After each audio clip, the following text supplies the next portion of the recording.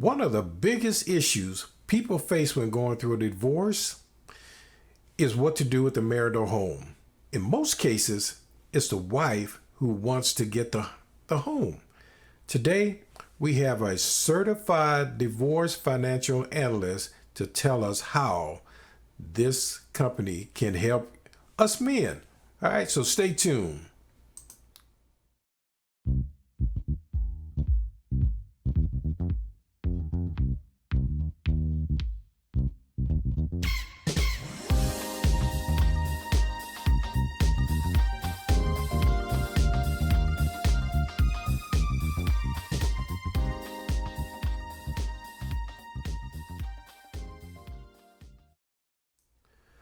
Well, welcome, ladies and gentlemen. You have just joined the Father Show, and I'm your host, Mike Thompson.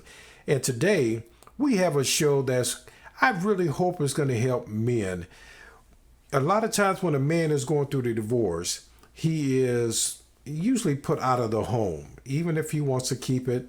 But for the sake of the kids, he leaves the home and the wife keeps it. But sometimes they're not always able to afford to keep the home. Well, today we have a certified divorce financial analyst by the name of Jeffrey Landers, and he's from Nextstack Properties Incorporated, and they deal a lot with divorced couples and how they can, help in dealing with their family assets, which is usually the biggest part is the home. So, ladies and gentlemen, let's welcome Jeffrey Landers to the show. Jeffrey, how you doing? I'm doing great, Mike. How are you today? I can't complain whatsoever. Awesome. Yeah. So your company is a company that really helps a lot of couples deal with, their divorce. And generally, we know in a divorce, the husband moves out of the marital property. hmm But in your opinion, what options does he have? Well, I mean, although you're absolutely right that in most instances it is the wife that ends up keeping the house, especially if they're children. The biggest for either spouse is not only can they afford, to keep the home as paying the mortgage or the upkeep and those things, but what typically has to happen is the other spouse out. So there needs to be enough money or other assets in order to do that. So, for example, if there's $100,000 worth of equity in the house and 50% belongs to both spouses, then you've got to come up with $50,000 to buy your spouse out in order to give her share of the equity. Mm-hmm. In addition, if both of you are on the mortgage, okay, then the party that's moving out of the house wants their name off of the mortgage. They don't want that liability, and perhaps they want to go off and buy something else, and they may not be able to if they're still on the mortgage for that house. Right. So that would require either a refinancing of the mortgage or taking out a new mortgage. And that's where the problem comes in. One, you don't have the money to buy out your spouse's share. And two, depending on what your credit score is, what your income is, what debts and obligations are, do you have enough money to really get a new mortgage? And that's where the issues are. Yeah. Now, you've done a lot of work with women. What can you share Yeah. for men when they're going through a divorce and they are dealing with this marital property? Okay. So, I mean, when it comes to what we do with the marital property, I'm totally agnostic as to which spouse wants to keep the house or, which spouse is leaving. So, of course, that depends upon, the negotiations of the other assets, and it's it's a give and take. It really is. And of course, it depends what are the other assets. Usually that's it. Uh, Oh, they need to sell the house to get the equity out because they need that. First of all, divorce is expensive. And if the main alimony, that might affect his ability to own the house or pay the mortgage, because when a bank or a mortgage company is looking at the debt to income ratio, the obligation to pay alimony is going to be in there as an obligation. yeah. Yeah, very true. So, one of the things you can do is minimize, the amount of alimony that you have to pay, and that could be done a number of ways. Maybe you give up some additional assets in lieu of money. There are a lot of ways to skin a cat. I mean, that's typically what I've done for my clients. And you're right. I more or less exclusively work with women, but the same thinking of and I've had female clients that are the wage earner and they have to pay alimony and they go through the same issues as men do when they have to pay alimony, and nobody likes to pay alimony. Right. Nobody likes it, whether you're a man or a woman. A lot of women are sort of shocked, like, what, I've got to pay alimony? Yeah. Yeah, they don't particularly care for that. No, they don't. Well, but like you said, nobody really particularly cares for it. Yep. Did I lose you? No, I'm Oh, still here. Oh yeah, no, I thought you were about to ask me a question. I'm sorry, Mike. oh no, go ahead. But yeah, generally nobody likes to pay alimony. Is there something that I don't know a man can do prior to getting divorced uh, that can help him in regards to maybe keeping a home or deciding what to do with the home? Well, again, you need to look at this holistically. So when people are going through a divorce, there there's income, there's expenses, there's assets, liabilities. So the home is just one asset, hopefully of many. Now, that's not in every case. I mean, not everybody has, stock brokerage accounts, and not everybody has, a 401k or an IRA. So it really becomes an individualistic thing. So Mm-hmm. if you're negotiating, let's say, about who's going to keep the house, and as I said, there's a certain amount of equity in the house. Well, if there are other assets, 401k, there could be some horse trading that goes on and saying, okay, if I'll do more of the 401k, but in return, you know, I'm going to use that basically to buy you out of the house. I want the house, and you could have more of the 401k. There's so many factors that take place here. A lot of women, sometimes they don't want that. Maybe it has bad memories there, or the house is too big or too expensive, and there's no way they can afford it. Or maybe they want to move a little closer to their mom to help, taking care with the kids. So, it's hard to, just have one cookie solution for everybody, because it depends on so many different factors. Yeah. But Yeah. Yeah. and This there's is. usually just a couple things that you can do with the house. I mean, if spouse can't buy out the other spouse and refinance the more feasible, or they don't want to, then usually the option is to sell the house, and then after the brokerage fees and closing costs, they just split whatever's left over and go their own rent, or buy something new. Um, they can continually own the house after divorce, which I always tell people that's really, really a terrible idea, because the last thing you want to do is get into arguments afterwards. Okay, I'm ready to sell now. No, this is not a good. The market is down, but yeah, I need the money. Then which broker should we use, and what price should we establish, Mm-hmm. and the selling, should we lower the? I mean, or the who's paying for that? It gets so complicated that typically the best thing to do, Mike, is I either sell the house or figure out how one spouse could buy out the other, and that's really why I created Nextstack Properties. What my company does, Mike, is we buy the house from the divorcing couple, and then we rent a spouse that wants to stay in the house. So sort of have your cake and eat it in that sense, that you get money front for the sale. You no longer have to worry about repairing the roof and all of those things. You get to remain in that. So that just creates for people as opposed to selling the house if they have no other.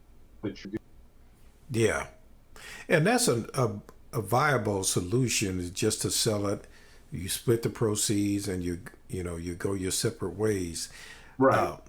Now, I know your company is located in Florida. Now, is this Correct. something that people in other states can use? We work nationwide. Okay. We work nationwide. So and the same thing, for my other divorce business where I work with women, we work national all over the country. So we're not limited by geography in any sense. I mean, Okay.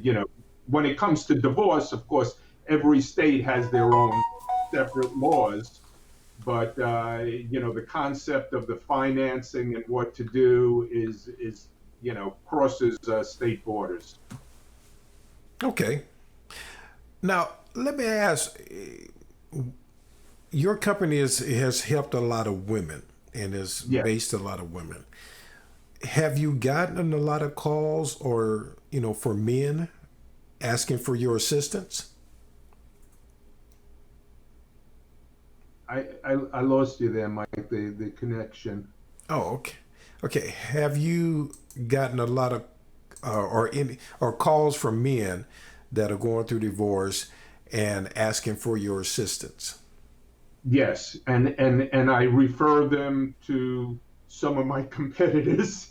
Um, I do that because it's of working only with women, and it's work that I have anything against men. I'm a man. I'm divorced, and I alimony to my ex. Oh. I negotiated my own divorce with my ex, but yeah, I'm paying lifetime alimony to her. So Oh, you really? know, yeah.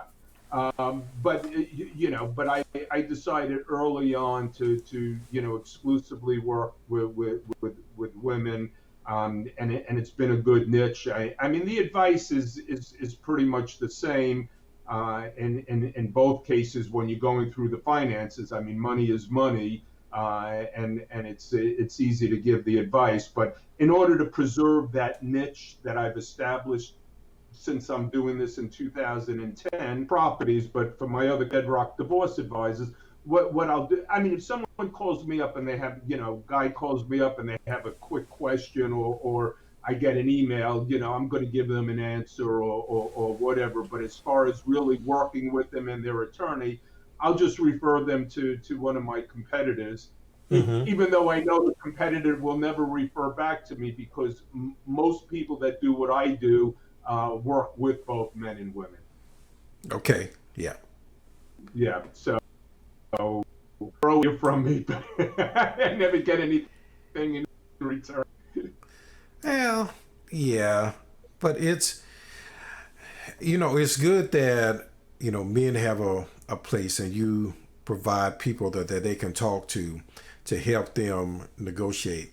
Now, since you've gone through it and, you're paying a lifetime of Mm-hmm. alimony, how Do you have any advice to guys and to, avoid that? Well, again, it depends on the circumstances. So, Right. so in my case, I was married for 34 years. Um, you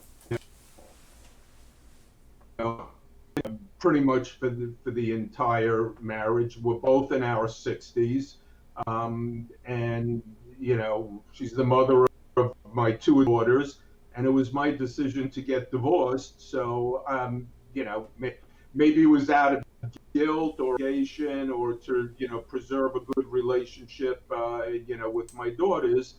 I would say I was fairly generous in the divorce, and she didn't even want to use an attorney. I insisted that she hire an attorney, but the divorce was amicable.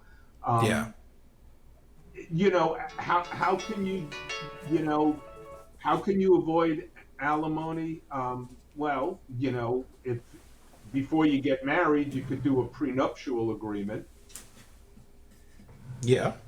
Yeah. You could. I mean, where when both parties are still loving each other and everything good, you could, lay out the terms of what happens. People think, well, prenup has to be, only for celebrities or very rich people or whatever. Mm-mm. That's not true. You know, No. people come to marriage, people get married later in life. They have an IRA, they have a 401k, maybe they already own a house or an apartment. So, you could structure, the prenuptial agreement to pretty much outline, who gets what and who doesn't get what. And I've seen many prenuptial agreements where it says neither party will receive alimony. Mm-hmm. And usually that's upheld. Once you're married, you could do something called a postnuptial agreement. Not every state recognizes it, and it's not as bulletproof prenup.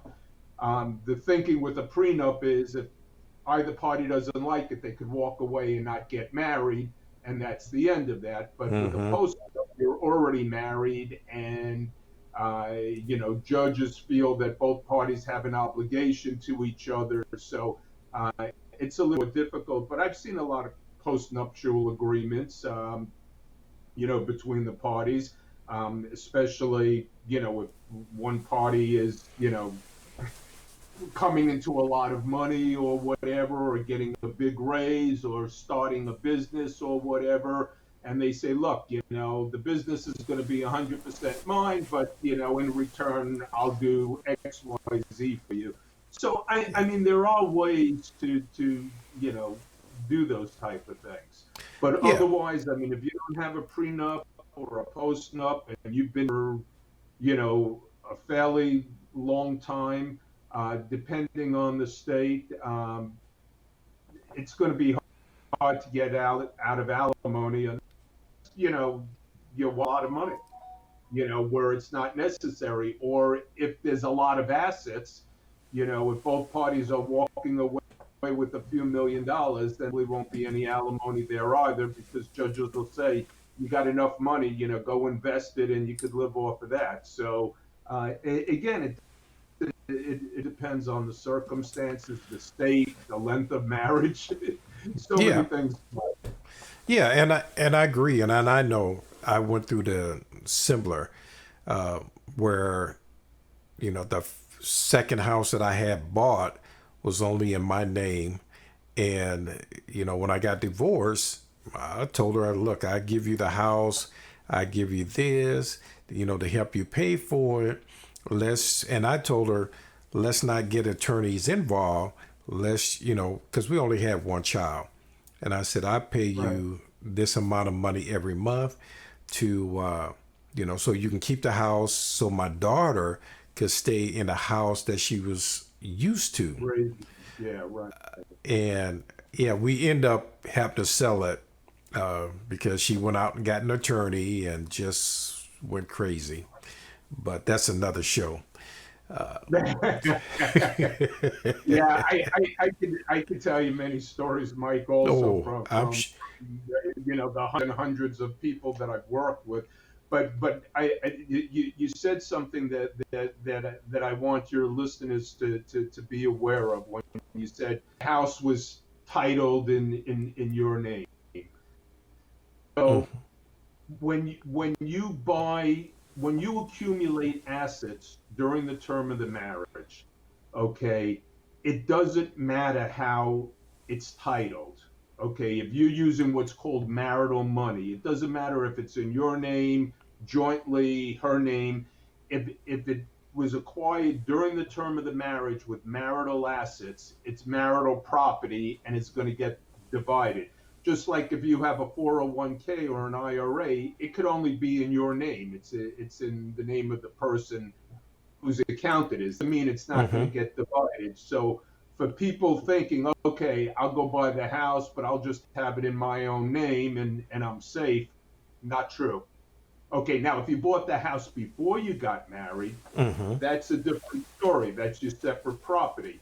If you bought the house during the marriage with money that you got as an inheritance from, let's say, your parents or your grandparents, and you kept that money separate and you use that money to buy the house, that remains your separate property. But if over the term of your marriage, from your job or whatever, you saved up some money and you buy a house and put it in your name and think you're safe, you're not. that's Yeah. that's still considered marital property, so that doesn't do any good. Same thing with a car. If the title's in your name, if you use marital money during your marriage, it's still marital property. Yeah, that's a very good point because that's very true. You know, everything is Yeah, going to most be, people don't realize that. They think, okay, it's in my name, I'm good. Not yeah, true. yeah, Yeah. yeah. So that's a part that a lot of people don't understand, and even when I know in some states, if you just live together as a marital, in a sense, like a marital couple, like if you got a joint account, you have things in both of your names, you're considered married. So, Uh, very, very few states. I think what you're talking about is a common law marriage. yeah. And yeah, and most states don't recognize that. And there may be one or two or three, but for the most part, um, no longer true. Of course, there's something called palimony, that somebody conceivably could sue. But like I've had people tell me, well, we've been married for 3 years, but we've lived together for 24. We got married. I said, in the eyes of, you're only married for 3 years. The 20 years before doesn't matter. Mm-hmm. If you're living together, even if you're acting as a married, the law considers you complete strangers. So, outside of, there might be one or two. I think for the most part, common law marriages are pretty much over and done with, and it's very, very difficult in most cases for somebody in a common law marriage to get anything, um, you know, party. That's why Yeah. I've advised couples that want to live together, Uh huh. and I advise them to get what's called a cohabitation agreement. Okay. Okay, cohabitation agreement. So let's say you're living with your girlfriend, and you end up buying furniture together, and nice TV or whatever, and then you split up. Who gets what? You're going to get into an argument over who gets the couch, who gets the bed, what happens with the stereo, this, that, and the other thing. So the cohabitation agreement, is like a prenup. Uh huh. What belongs to whom? If we break up, this is how things work out and whatever. And good drafted cohabitation agreement, if you do end up getting married, it could serve as a prenup. Okay. Correctly. But even if you're living together and you're buying stuff together and whatever, get that cohabitation agreement so you don't end up getting screwed in Yeah. the, in the end when she comes back and says, wait a second, all that furniture is mine, and I want the stereo, and I want this, and I want that. It's like, then you could whip out that piece of paper and said, hey, that's not what we do. And I have heard of that cohabitation agreement, but I don't know a lot about it, so I got to find out more. Yeah, it's basically just agreement that says who gets what if you guys break up. So, Yeah, and that happens often. yeah, it does. Since my divorce, I lived with a woman, for a year, and fortunately was amicable. But you never really get to know somebody until you live with them, and after you live with Mm. them, maybe you're thinking this was a mistake. You recognize the red flags, huh? Well, you know them until you see somebody, day and night, and all of a sudden you was out. You didn't know when you would. Yeah, yeah.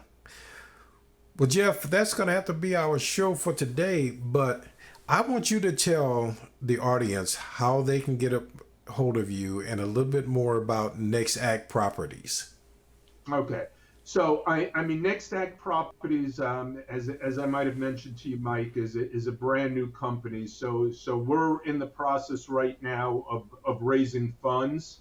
We're looking to raise $1 million so that we could actually go out and buy these properties and rent them back to the spouse that wants to stay in the house.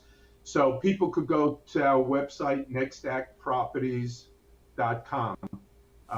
If anybody's out there that's an accredited investor and they like this idea and want to invest in it, we'd be delighted to have them join us. Okay. Yeah, and we will make sure we have that information uh, on the site as well. So, because Great. yeah, you should put your information on our website, and that hold off on that. And the only reason I say that because we're working on a national page. So for Okay. companies that are national, they can put on this page, and hopefully our IT will have that completed here shortly. And when he Well, does, I'll let you know about it. terrific. Thank you, Yeah. Mike. Yeah, no problem. Well, that's going to be our show for today. And ladies and gentlemen, I want to thank you for joining us here on the Father Show. We have had a great time and I learned something today with Jeff. So I hope it gave you some information. And should you want to use Jeff and Next Act Properties, we're going to have that information on our website, but you heard it here. But you can always contact me beforehand, and I can get you that information as well. So don't forget to check out our resources and just go to the Father Show with MikeThompson.com, and you can find that information on a website. And don't forget, subscribe and like and share this program with your friends. Let them know about it. We have great information, but just click on the share button. So, ladies and gentlemen, I want to thank you for joining us today on the Father Show. We had a little technical difficulties, so we didn't get to get Jeffrey picture on there, but you did see his logo. But hopefully next time we can get that iron out and we can get him a visual of them. All right. So have a great week, and we'll see you next week. Until then, God bless.